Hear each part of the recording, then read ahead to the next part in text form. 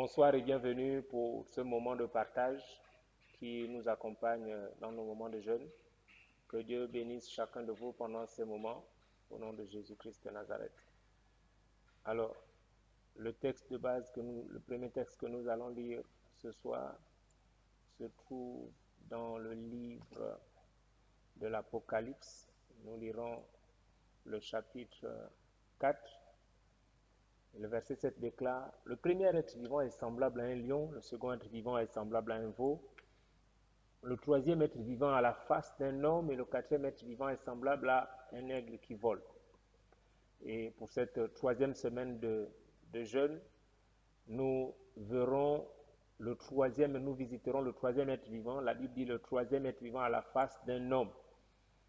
Et nous allons nous arrêter sur la face de l'homme. La Bible dit dans 1 Corinthiens au chapitre 15, verset 45, c'est pourquoi il est écrit, le premier homme, Adam, devint une âme vivante. Le dernier Adam est devenu un esprit vivifiant. Je reprends ce texte, 1 Corinthiens chapitre 15, verset 45. La Bible déclare, il est écrit, le premier homme, Adam, devint une âme vivante. Le dernier Adam est devenu un esprit vivifiant. Souvent, on ne fait pas attention entre le fait qu'il y a un premier Adam et il y a un dernier. Souvent, on a tendance à croire que c'est le deuxième Adam. Jésus n'est pas le deuxième Adam. Le texte biblique dit clairement le dernier Adam. Il n'y a pas eu de deuxième, ensuite de troisième, ensuite de quatrième. Il y a eu un premier Adam et il y a eu un dernier Adam. Et le premier Adam, c'est quelqu'un qui est devenu ce que la Bible a appelé une âme vivante. Et le dernier Adam est devenu un esprit vivifiant. En fait, le plan de Dieu est entièrement contenu dans ces quelques lignes parce que lorsque Dieu a dit que le premier Adam est devenu une âme vivante, Dieu a aussi fixé que l'homme serait un être conduit par ses émotions, conduit par une logique humaine. Parce que l'âme, comme la Bible le déclare, l'âme c'est le sang et l'âme est dans le sang. Et Dieu ayant enfermé l'âme dans le sang ou ayant créé une âme à partir du sang, c'est-à-dire à partir d'un code génétique, l'homme, sur la base de cette déclaration de Dieu qui a fait que l'homme est devenu une âme vivante, et l'âme étant dans le sang, c'est-à-dire cette molécule d'ADN-là qui définit ce que nous sommes, notre comportement, notre caractère, notre personnalité, ce que nous recevons de nos parents, ce que nous allons donner comme héritage génétique à nos enfants, l'homme étant devenu une âme vivante, a cette dimension humaine, logique, mathématique, cartésienne, charnelle. Mais cela, c'est le premier Adam. Mais la Bible dit le dernier Adam est devenu un esprit vivifiant. C'est-à-dire Jésus-Christ a fermé la porte à cette humanité qui était restrictive. Parce que le premier homme étant devenu une âme vivante, qu'est-ce que ça veut aussi dire? Cela veut aussi dire que l'homme fait d'esprit, âme et corps, étant devenu une âme vivante, c'est un être qui décide à partir de son âme. S'il était devenu un corps vivant, il aurait décidé à partir de son corps. S'il était devenu un esprit vivant, il aurait décidé à partir de son esprit. Mais la Bible dit, l'homme devint une âme vivante. Ça veut dire que Dieu a fait que sur les trois éléments, esprit, âme et corps, le centre principal de décision, c'est l'âme. Le centre principal, le point de départ et le point de chute de toute décision, de tout développement dans le comportement de l'homme, transite et tourne autour de l'âme.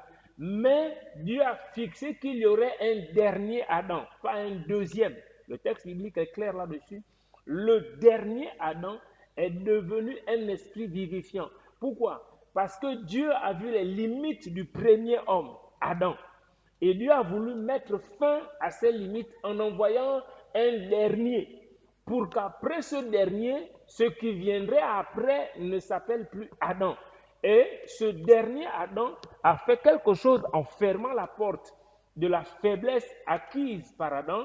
Il est devenu un esprit vivifiant. Dieu a fait juste du premier homme un être dont le centre décisionnel principal serait son âme, mais il a fait en sorte que le dernier Adam passe de âme vivante à esprit vivifiant. Qu'est-ce qui s'est passé? Il a tourné la page pour passer de la faiblesse à la force. 1 Corinthiens chapitre 15, le verset 47 dit quoi? Dit, le premier homme tiré de la terre est terrestre. Le second homme est du ciel. En fait, ici, le second homme ne dit pas le second Adam. Et souvent, ces deux textes pris ensemble, on ne fait pas la différence entre premier homme, second homme, premier Adam, dernier Adam. Il y a eu un premier Adam, il y a eu un dernier. Maintenant, il y a eu un premier homme et il y a eu un second homme. Il y a une différence ici. Ici, le texte dit bien que le premier homme tiré de la terre est terrestre. Le second homme est du ciel. Le second homme, c'est Jésus. Pourquoi le second? Parce que c'est la deuxième catégorie d'hommes. La première catégorie d'hommes, c'est Adam, et qui est venu et qui a eu des descendants qui faisaient partie de cette catégorie d'hommes. Maintenant, il y a une seconde catégorie d'hommes, c'est ce que la Bible appelle le second homme est du ciel. Le second homme, c'est Jésus. Et lui, il est venu du ciel et lui, il a entraîné l'humanité à une nouvelle dimension de gloire, de puissance et de force. En fait, si Jésus n'avait pas été le dernier Adam, l'objectif de Dieu aurait été de nous ramener à la dimension de la Genèse. Mais Dieu a fixé que Jésus est le dernier Adam. Pourquoi? Parce que l'humanité ne retourne pas vers ce qu'elle était à la Genèse. L'humanité va vers quelque chose de plus grand que ce qu'elle a été à la Genèse, parce qu'à la Genèse, le premier homme est devenu une âme vivante. Cela veut aussi dire que l'homme n'était pas censé être une âme vivante. L'homme n'est pas une âme vivante, mais l'homme est devenu une âme vivante. Et pour complètement fermer cette page, Dieu a dit le dernier Adam est devenu un esprit vivifiant. Un esprit vivifiant, la pensée est claire. Dieu a voulu faire de nous des esprits vivifiés par l'esprit vivifiant. Ça veut dire quoi? Ça veut dire qu'autant Jésus a fermé la porte d'Adam, autant il est devenu un esprit, et cet esprit est particulier, c'est qu'il vivifie. Il vivifie quoi? Ben, il vivifie des esprits comme lui. Jésus est devenu un esprit vivifiant pour donner la vie, non plus à des âmes vivantes qui sont mortes en même temps que leur père Adam, mais donner vie à des esprits qui ont été enterrés au moment où l'homme est devenu une âme vivante. Ça veut dire quoi? Ça veut dire que le premier homme est resté terrestre.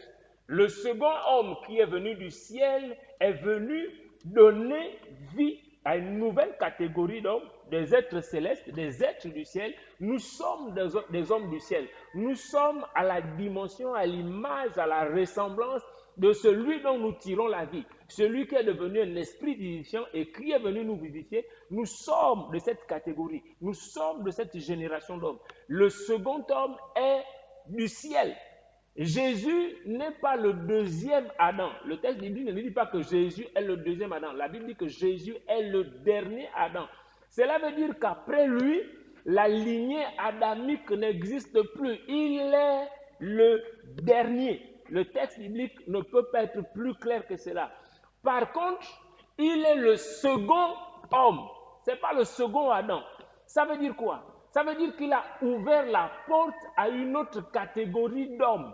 Nous ne sommes plus des âmes vivantes, mais nous sommes des esprits vivifiés par l'esprit qui est devenu, par le dernier Adam qui est devenu un esprit vivifiant.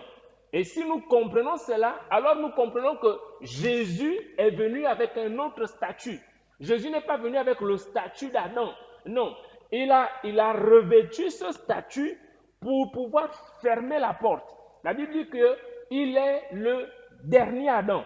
Ça veut dire qu'il a accepté de prendre sur lui tout ce qu'il y avait de mal dans l'humanité, tous les péchés de l'humanité. C'est pourquoi il est devenu le dernier Adam, mais avec pour objectif qu'à partir de lui, on ne parle plus d'Adam, on ne parle plus de cette catégorie d'hommes qui a été déchu à la première occasion. Dieu connaît les limites d'Adam. Dieu sait qu'Adam a été tenté à la première occasion et Dieu a vu, Dieu savait à l'intérieur ce qui n'était pas bon dans ce système. C'est pourquoi aussi on ne va pas aller plus loin là-dessus. Mais la Bible ne dit pas qu'Adam était parfait. La Bible dit qu'il dit que cela était très bon. Si on regarde le texte biblique à la création de Lucifer, on dit qu'il était parfait en beauté. Donc Dieu, quand il dit l'homme est devenu une image, l'homme est devenu une âme vivante, Dieu est aussi conscient que ce qu'il vient de créer est très bon. Mais Dieu a veillé à ne pas dire que c'était parfait. Il aurait pu dire que Dieu vit que cela était parfait. Non, il a vu que c'était très bon. Très bon, ce n'est pas 20 sur 20. Très bon, c'est quelque part à l'intérieur, mais ce n'est pas 20 sur 20. Et donc nous comprenons que le statut de Jésus-Christ est un statut particulier. C'est un statut supérieur parce qu'il passe de âme vivante à esprit vivifiant. De la même manière, son sacerdoce, le sacerdoce qu'il vient exercer, selon ce que le livre d'Hébreux nous enseigne, c'est un sacerdoce qui est aussi particulier. De la même manière, le ministère de Jésus-Christ, c'est un ministère particulier selon le livre aux Hébreux, et les privilèges du croyant et le comportement du chrétien aussi nous sont décrits dans le livre d'Hébreux pour parler du fait que Jésus est venu faire quelque chose que personne d'autre n'a fait avant lui, mais nous ne voulons pas nous écarter de notre thème, la face de l'homme, et Jésus, en venant fermer la porte de l'homme selon la descendance adamique, est venu nous ouvrir la porte d'un autre type d'homme. Et la Bible dit le second homme. Ça veut dire que nous avons eu un premier qui a existé sur la terre depuis la création d'Adam jusqu'à ce que Jésus vienne. Et nous avons une nouvelle dimension d'homme qui intervient sur la terre. Et cette nouvelle dimension d'homme, c'est Jésus, le second homme, qui vient avec d'autres qualités, d'autres aptitudes, d'autres capacités. Et le chrétien que nous sommes, nous devons bien comprendre que Jésus ne nous appelle plus à vivre une vie médiocre parce que c'est un homme nouveau, c'est un homme différent, c'est un homme avec de nouvelles aptitudes, avec de nouvelles capacités. La Bible dit tel il est dans le ciel, tel nous sommes sur la terre. Dieu nous attend à la dimension de Dieu lui-même. Il nous attend à faire des choses non pas selon les hommes, non pas selon la terre, non pas selon la chair, non pas selon ce que les ancêtres ont eu à faire, non pas selon ce que l'ancienne alliance a eu à faire. Lorsque la Bible parle de Jean, la Bible dit que de ceux qui sont de femmes, personne n'a atteint la dimension de Jean. Et pourtant, Jean, le plus petit dans le royaume des cieux, est plus grand que Jean. Ça veut dire quoi? Ça veut dire que cet homme, malgré sa hauteur, Dieu l'a placé au-dessus de tous les prophètes que vous pouvez imaginer, de tous ces serviteurs que vous pouvez imaginer. Personne sur la surface de la terre n'a atteint la dimension de grandeur, d'élévation de Jean le Baptiste. Mais le plus petit dans le royaume des cieux est plus grand que lui. Pourquoi? Parce que Jean ne fait pas partie de cette catégorie d'hommes, le second homme, le deuxième personnage, la deuxième catégorie, le deuxième type d'homme que Dieu a envoyé sur la terre. Le premier, c'était Adam, jusqu'à la naissance de Jésus. Et à partir de la mort et de la résurrection de Jésus, il y a un nouveau type d'homme qui a fait son apparition sur la terre. C'est ce dont Jésus lui-même a dit, vous ferez les mêmes choses que j'ai faites et vous en ferez des plus grandes. Les hommes que Jésus est en train de vouloir susciter pour cette génération, c'est des hommes qui sont supérieurs en tout à ceux qui ont précédé, à ceux qui sont venus sur la terre, depuis la Genèse jusqu'à l'avènement de Jésus. Et c'est cette face d'homme-là que nous voulons voir pour cette génération. Nous voulons voir cette face d'homme qui est à l'image et à la ressemblance de Dieu. C'est cette catégorie d'hommes que Dieu veut lever maintenant. Ce monde est perturbé par les guerres, perturbé par les famines, perturbé par les virus, perturbé par les finances, perturbé par les esprits, perturbé par toutes sortes de choses mises en place avec un dessein machiavélique satanique. Mais Dieu a suscité pour cette fin des temps une catégorie d'hommes. Et c'est toi et c'est moi, cette catégorie d'hommes. C'est des hommes créés à l'image et à la ressemblance de Dieu. C'est des hommes qui font partie de la seconde catégorie. Et il y a eu une première vague, je me répète, il y a eu une première vague d'hommes qui ont paru sur la surface de la terre. La Bible dit, Élie était un homme de la même nature que lui. Mais j'ai envie de rectifier. Élie fait partie de la première vague d'hommes qui sont venus sur la terre. Et nous faisons partie de la seconde vague, de la seconde catégorie, du second type, du second genre. Ce n'est pas du tout la même chose. Les hommes qui sont venus jusqu'à Jean. La Bible dit que la loi parle, prophétise depuis les apôtres, depuis les prophètes jusqu'à Jean.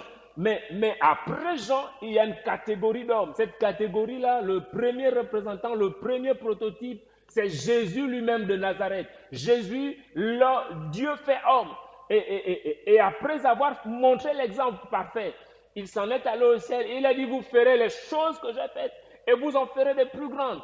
C'est cette face d'homme-là. C'est cette face d'homme-là que nous voulons maintenant voir. C'est cette face d'homme que Dieu veut révéler à l'humanité. Et cette face d'homme est à l'image de son Créateur, à la ressemblance de son Créateur. Et la Bible nous enseigne que la première nature de Dieu, Dieu est amour. Il a tellement aimé les hommes qu'il a envoyé son Fils, Jésus, afin de mourir, pour que si quiconque croit, pour que si tu crois, si je crois, que je ne périsse point, mais que j'ai la vie éternelle, que tu aies la vie éternelle. Nous voulons aujourd'hui parler de la supériorité du statut de Jésus-Christ. Jésus-Christ n'est pas venu comme un simple mortel. Jésus-Christ n'est pas venu comme le simple Adam qui s'est laissé tenter. Non. Christ, le dernier Adam, est venu avec un statut. Et la première chose que nous pouvons dire sur le statut de Jésus, c'est qu'il est supérieur aux anges. Et s'il est supérieur aux anges, nous qui sommes nés de lui et qui avons son image, nous sommes supérieurs aux anges. Hébreux chapitre 1, verset 6. Et lorsqu'il introduit de nouveau dans le monde le premier-né, il dit que tous les anges de Dieu l'adorent. Hébreux 1, chapitre 5. Car auquel des anges Dieu a-t-il jamais dit, tu es mon fils, je t'ai engendré aujourd'hui et encore je serai pour lui un père et il sera pour moi un fils. À nous, Dieu nous a dit, nous serons pour lui des fils et il sera pour nous un père. Il nous a engendrés de la même manière qu'il a engendré Jésus son fils. De la même manière, nous avons été engendrés en Jésus-Christ. Et nous sommes les enfants de Dieu. Et à cause du fait que nous sommes les enfants de Dieu, nous avons les attributs de Dieu. Dieu est amour, nous sommes amour. Dieu est puissance, nous sommes puissants. Dieu est sainteté, nous sommes saints. Dieu n'est pas dans le péché. La Bible dit que Dieu ne peut pas être tenté par le mal. Et nous ne sommes pas en permanence poussés vers le mal. Le mal peut se présenter devant nous, mais nous avons la responsabilité de dire, arrière de moi Satan. Hébreux chapitre 1, verset 13, Dieu n'a jamais dit à l'un de ses anges, assieds-toi à ma droite jusqu'à ce que je fasse de tes ennemis ton marchepied. Mais à nous, cette nouvelle catégorie d'hommes, Dieu nous veut à ses côtés, Dieu nous veut assis à ses côtés jusqu'à ce qu'il fasse de nos ennemis notre marchepied. Parce que la Bible déclare, celui qui demeure sous l'abri du Très-Haut repose à l'ombre du Tout-Puissant. Nous voulons demeurer sous l'abri du Très-Haut, nous voulons reposer à l'ombre du Tout-Puissant. Deuxième chose, Christ, le dernier Adam, a hérité d'un nom plus excellent. Et Hébreux chapitre 1, verset 4 dit qu'il est devenu d'autant supérieur aux anges qu'il a hérité d'un nom plus excellent que le leur. Et les enfants de Dieu que nous sommes, nous bénéficions de ce nouveau nom que Jésus a reçu. C'est pourquoi aussi, Philippiens 2, verset 9 à 11, c'est pourquoi aussi Dieu l'a souverainement élevé, lui a donné le nom qui est au-dessus de tout nom, afin qu'au nom de Jésus, tout genou fléchisse dans les cieux, sur la terre et sous la terre, et que toute langue confesse que Jésus-Christ est Seigneur, à la gloire de Dieu le Père. Troisième chose, Christ, le dernier Adam, est supérieur à Moïse. Il faut que nous comprenions le christianisme dans lequel nous sommes, la vie chrétienne dans laquelle nous sommes, ne nous amène pas à fixer des regards admiratifs sur les personnages du passé. Non, l'une des choses et l'une des grandes tragédies de notre christianisme, c'est de croire que le meilleur est derrière. Le meilleur n'est pas derrière. Le meilleur est devant. Si Dieu a donné des références dans le passé, c'est pour que ces références nous permettent d'aller de l'avant. Et Dieu a des choses à faire avec ses enfants que nous sommes. Dieu a une volonté, Dieu a une pensée, Dieu a un objectif, Dieu a un but. Mais le peuple qui n'a pas de vision n'a pas de frein. Le peuple qui ne comprend pas où Dieu le conduit n'est pas en train d'aller quelque part. Il est perdu. Et si Christ, le dernier Adam, est supérieur à Moïse, chacun de nous doit pouvoir comprendre que quelle que soit la vie que je vis aujourd'hui, quel que soit ce que je traverse, ce que je subis aujourd'hui, je suis, étant en Christ, supérieur à Moïse, supérieur à toutes ces personnes dont l'ancienne alliance parle. Mais l'objectif, c'est pas juste un esprit de supériorité, pouvoir se taper à la poitrine et dire je, moi, me. mon, ma, mais. Non, non, non. L'objectif, c'est de comprendre qui nous sommes. À partir du moment où nous comprenons qui nous sommes, alors nous avons la bonne attitude face aux défis. Nous avons la bonne attitude face au coronavirus. Nous avons la bonne attitude face au chômage, face à la sorcellerie, face aux épreuves, face aux tentations, face à l'oppression, face à la répression, face aux choses que nous traversons. Et l'objectif de Dieu, c'est que nous soyons devant ces choses exactement comme il a voulu. Hébreux chapitre 3, verset 1 à 6. C'est pourquoi, frères saints, qui avaient part à la vocation céleste, considérez l'apôtre et le souverain sacrificateur de la foi que nous professons. Il faut que le chrétien soit capable de considérer Jésus dans sa grandeur, afin que lui-même devienne grand à la dimension de Jésus, à la dimension de ce que Jésus veut. Nous sommes trop souvent dans la chair, nous sommes trop souvent dans les choses de la terre, dans les limitations humaines, dans les limitations, dans les faiblesses liées à la chair, liées à la tentation, liées aux propositions, aux sollicitations du diable.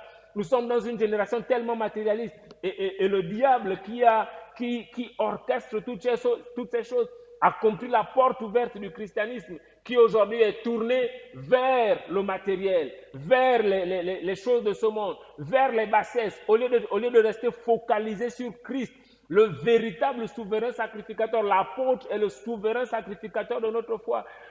Ce christianisme est aujourd'hui tourné vers la chair, vers tout ce qui est matériel. Aujourd'hui, on reconnaît la grandeur d'un homme, on ne reconnaît la grandeur d'un homme qu'à la dimension de son portefeuille, à la dimension de la villa dans laquelle il habite. Et nous sommes d'accord pour dire Dieu l'a béni, Dieu l'a béni, Dieu l'a béni. Oui, Dieu l'a béni, mais ce n'est que du matériel. La Bible dit que nous avons été bénis de toutes sortes de bénédictions spirituelles. La bénédiction est d'abord spirituelle, avant d'être une simple grosse maison que n'importe quel païen, n'importe quel franc-maçon peut construire. Et finalement, on se glorifie de ce que le monde peut avoir par lui-même sans Dieu. Et qu'est-ce que nous avons de la part de Dieu que le monde ne peut pas avoir? Voilà l'endroit où il y a la véritable gloire. Et la Bible dit, considérez l'apôtre, le souverain sacrificateur de la foi que nous professons. Jésus qui a été fidèle à celui qui l'a établi comme le fut Moïse dans toute sa maison. Nous avons besoin d'être fidèles à Jésus. Nous avons besoin d'être capables de dire, je sais ce que Dieu m'a dit et je m'appuie sur cela. Nous sommes dans une zone de confinement. Nous sommes tous aujourd'hui dans nos maisons. On ne peut pas se déplacer librement. On ne peut pas faire les choses comme on le faisait avant avec toute la liberté, avec toute la facilité. Mais est-ce que je suis fidèle à ce que Dieu m'a demandé de faire? Est-ce que je sais ce que Dieu m'a demandé de faire? Est-ce qu'aujourd'hui je suis en train de faire ce pourquoi Dieu m'a appelé? Si oui, alors je reste fidèle. La Bible dit, car il a été jugé digne d'une gloire d'autant supérieure à celle de Moïse, que celui qui construit une maison a plus d'honneur que la maison même. Pour Moïse, il a été fidèle dans toute la maison de Dieu comme serviteur, pour rendre témoignage de ce qui devait être annoncé. Mais Christ l'est comme fils sur sa maison, et sa maison c'est nous, pourvu que nous retenions jusqu'à la fin la ferme confiance et l'espérance dont nous nous glorifions. Nous avons besoin de rester fermes, nous avons besoin de rester attachés à ce que Dieu a dit et garder la foi jusqu'à ce que nous ayons accompli tout ce que Dieu a demandé de nous et que Dieu soit capable de dire, rentre dans la joie de ton maître, mon fidèle serviteur. Il ne s'agit pas ici de refuter ou de rejeter ou de refuser les grâces, les bénédictions, les gloires que Dieu peut manifester sur la terre au travers de nous, de refuser. Il ne s'agit pas de refuser la bénédiction matérielle. Il ne s'agit pas de refuser tout ce que Dieu peut nous donner. Mais la Bible dit clairement que toutes ces choses, ce sont les païens qui les cherchent. Notre Père Céleste sait que nous en avons besoin. D'autant plus que certaines de ces choses sont cruciales pour l'accomplissement de la vision. Alors si nous sommes focalisés sur le deuxième Adam, alors le deuxième Adam est suffisant pour nous donner tout ce dont nous avons besoin. Mais nous voulons dire que le deuxième Adam, Jésus-Christ, est bien supérieur au premier. Nous voulons le dire. Et regarder ensemble la comparaison qui est faite entre ce premier Adam et le deuxième. Nous voulons dire que le premier Adam a été tiré de la terre, il est terrestre. Le second Adam est venu du ciel, il est céleste. Et à cause de cela, nous qui sommes attachés à ce second Adam, à ce dernier Adam, nous qui sommes attachés à ce second homme, alors nous avons revêtu les attributs de ce second homme, de ce dernier Adam. Tel est le terrestre, 1 Corinthiens 15, 48. Tel est le terrestre, tels sont aussi les terrestres. Tel est le céleste, tels sont aussi les célestes. Et notre Dieu, celui que nous prions, il est céleste. Le Dieu que nous avons choisi, le Dieu que nous suivons, il est céleste. À cause de cela, nous sommes attachés à ce qui est céleste. Et tout ce qui est de la terre, la Bible dit que rien de ce qui est physique, rien de ce qui est matériel, rien de ce qui est palpable, rien de ce qui est bénédiction matérielle, bénédiction nombrable, physique, palpable, rien de tout ça n'a été conçu des choses physiques. Tout est venu de l'invisible. Nous voulons nous attacher au Dieu invisible afin qu'il nous donne ce qui est visible. Nous voulons nous attacher au constructeur de toutes choses, au créateur de toutes choses, afin que le reste nous soit accordé au nom de Jésus-Christ de Nazareth. Alors, à cause de cela, nous voulons dire, Seigneur, fais luire la supériorité du statut de Christ sur ton Église. Nous voulons dire, fais luire la supériorité du statut de Christ sur ton Église, ô Éternel. Parce que le statut de Christ est supérieur. Parce que le statut de Christ est supérieur. Le statut de Christ est supérieur. Le statut de Christ est supérieur. Le statut de Christ est supérieur. Et comme il est supérieur, alors nous voulons aussi être supérieurs dans les épreuves, dans les luttes, dans les difficultés, dans les problèmes, dans les situations. Nous voulons avoir une attitude de peuple supérieur au nom de Jésus-Christ de Nazareth. Au nom de Jésus-Christ de Nazareth. Au nom de Jésus-Christ de Nazareth. Dieu est celui qui nous a envoyés. 1 Corinthiens chapitre 15, verset 49, la Bible déclare, et de même que nous avons porté l'image du terrestre, de même nous porterons aussi l'image du céleste. Nous avons été charnels pendant des années. Nous avons été limités physiquement pendant des années. Aujourd'hui, nous voulons nous revêtir du céleste, de telle sorte que nous ne soyons plus limités, de telle sorte que nous ne soyons plus bloqués, de telle sorte que nous ne soyons plus charnels dans notre comportement, nous ne soyons plus terrestres dans notre comportement, mais notre comportement doit être un comportement du ciel, notre comportement doit être un comportement qui honore Dieu, qui glorifie le Seigneur. C'est cela que nous voulons expérimenter. 1 Corinthiens 15, 22. Et comme tous meurent en Adam, de même aussi tous revivront en Christ. Nous voulons de cette vie de Christ dans nos vies, au nom de Jésus-Christ de Nazareth. Nous ne voulons pas, après avoir vécu dans le péché, continuer étant maintenant en Christ, à vivre encore dans le péché. Jean chapitre 3, verset 6. Ce qui est né de la chair, c'est-à-dire Adam, est chair. Ce qui est né de l'esprit, c'est-à-dire Christ, est esprit. Nous sommes des enfants de Dieu. Nous sommes nés de Dieu. Nous sommes esprit. Et notre Dieu est esprit. Et voilà pourquoi nous voulons l'adorer en esprit et en vérité. Voilà pourquoi nous voulons l'adorer en esprit et en vérité. À cause de cela, je déclare que les anges sont des esprits au service de Dieu, envoyés pour exercer un ministère en ma faveur. Que l'image du terrestre diminue et que l'image du céleste grandisse en moi. Nous voulons faire cette prière. Que l'image du terrestre diminue et que l'image du céleste grandisse en moi. Nous voulons refaire cette prière. Que l'image du terrestre diminue et que l'image du céleste grandisse en moi. Nous voulons encore répéter une dernière fois.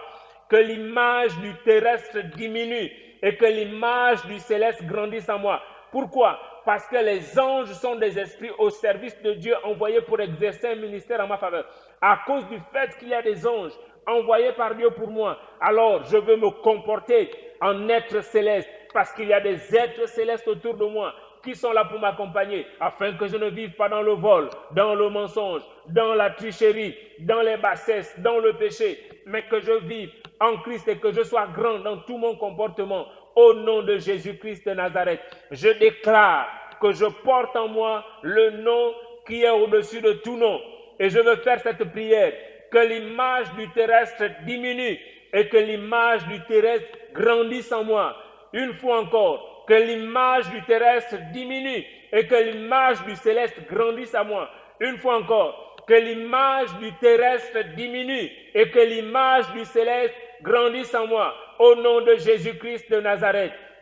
Je vais encore faire une déclaration. Je déclare que je suis fidèle dans toute la maison de Dieu, comme fils et non comme serviteur. Je reconnais que je suis un fils de Dieu. Je reconnais au nom de Jésus-Christ de Nazareth que je ne suis pas un simple serviteur, mais je suis un fils de Dieu. Et en tant que fils de Dieu, je veux réclamer sur moi que l'image du terrestre diminue et que l'image du céleste grandisse en moi. Une fois encore, que l'image du terrestre diminue et que l'image du céleste grandisse en moi dans le nom de Jésus-Christ de Nazareth. Dans le nom de Jésus-Christ de Nazareth. Que Dieu vous bénisse en écoutant cette vidéo, en suivant cette vidéo.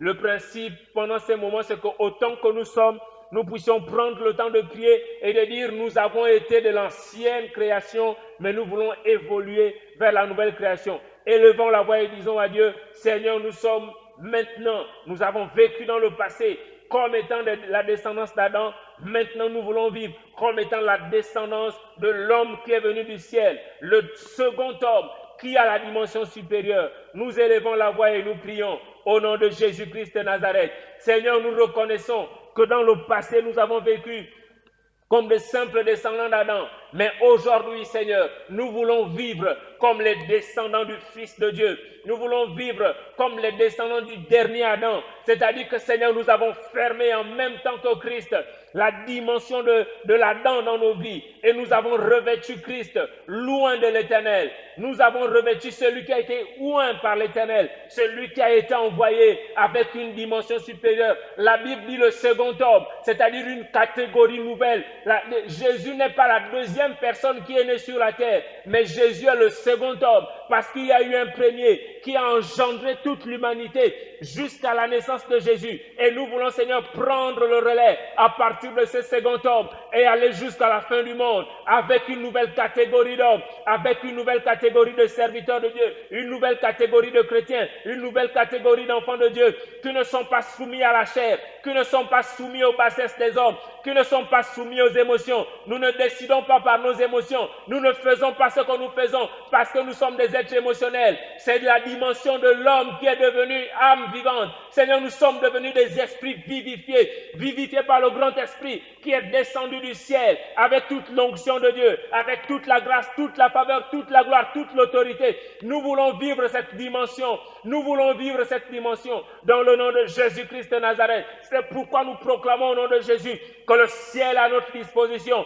que les anges sont à notre disposition. Selon qu'il est dit, vous verrez désormais le ciel ouvert et les anges de Dieu monter et descendre sur le Fils de l'homme. Nous confessons au nom de Jésus-Christ de Nazareth que le Fils de l'homme que nous sommes, que le Fils de l'homme que chacun de nous est, a le ciel ouvert au-dessus de sa tête et les anges qui montent et qui descendent, les anges qui montent et qui descendent, les anges qui montent et qui descendent. Nous ne sommes pas limités par le confinement, nous ne sommes pas limités par les œuvres de la chair, nous ne sommes pas limités par les problèmes liés au coronavirus et à tous les autres virus qui viennent. D'ailleurs, nous savons que les choses vont aller de mal en pis, mais nous allons aussi nous attacher davantage à Jésus. Nous proclamons que nous serons davantage attachés à Jésus. Nous proclamons que nous n'aurons pas peur, que nous n'abandonnerons pas, que nous ne délaisserons pas la parole de Dieu, mais que nous le servirons encore davantage. Dans le nom de Jésus-Christ de Nazareth. Dans le nom de Jésus-Christ de Nazareth. Merci Seigneur, parce que ton esprit est en nous pour nous donner la victoire face aux situations. Et nous proclamons que ce pays, le Gabon, vivra la gloire de Dieu réservée pour lui. Au nom de Jésus-Christ de Nazareth, nous proclamons au nom de Jésus-Christ de Nazareth que ce pays accomplira sa destinée dans le nom de Jésus et que le diable ne peut rien. Le diable ne peut rien dans le nom de Jésus-Christ de Nazareth. Nous disons que l'Église soit un peuple d'intercesseurs, que l'Église fasse régner l'amour et que l'Église trouve le sentier de la vie qui mène à la vie éternelle. Nous voulons voir la vie éternelle dès notre passage sur la terre. Nous n'attendons pas d'être au ciel pour vivre la vie éternelle. Nous voulons la vivre dès maintenant sur la terre et la partager autour de nous. Pensez à nos voisins, pensez aux membres de nos familles, pensez à nos condisciples, pensez à nos collègues, au nom de Jésus-Christ de Nazareth. Seigneur, que ton nom soit béni. Merci pour ta présence au milieu de nous dans le nom de Jésus-Christ de Nazareth. Tout le monde dit Amen. Que Dieu vous bénisse.